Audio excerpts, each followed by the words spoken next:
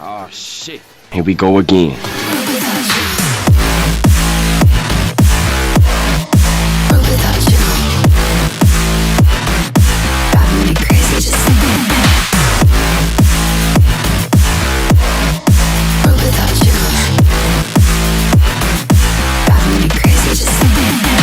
You do this thing when you bite my lip.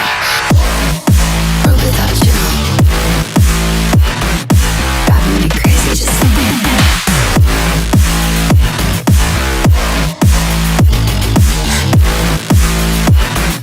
Driving me crazy just thinking.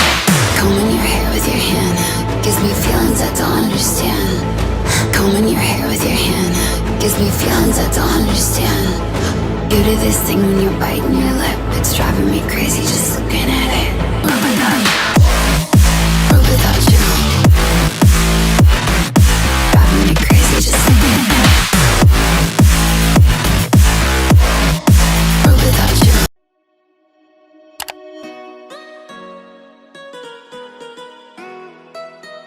Boom.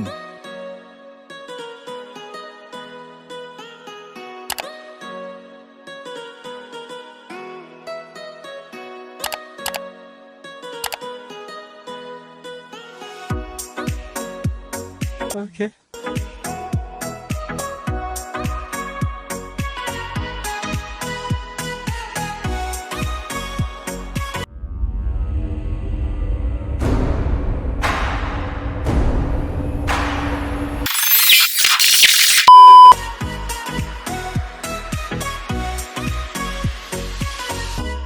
Stood what? That he's a terrifying psycho and that you might have that in common? What is it? We gotta work for him. We don't gotta work for anyone, but I read you, man, loud and clear. What? Engine's gone. Plane's coming down. You on it?